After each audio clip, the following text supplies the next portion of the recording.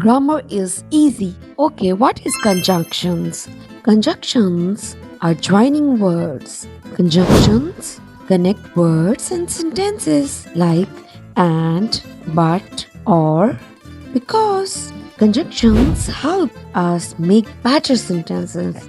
How?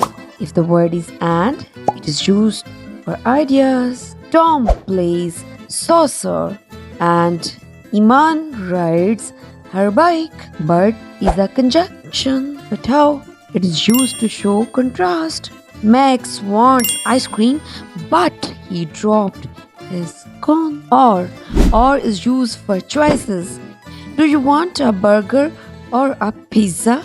Yes, because is a conjunction. It is used to give reasons. Sarah is inside because it is raining. So, best of luck, students, to make better sentences.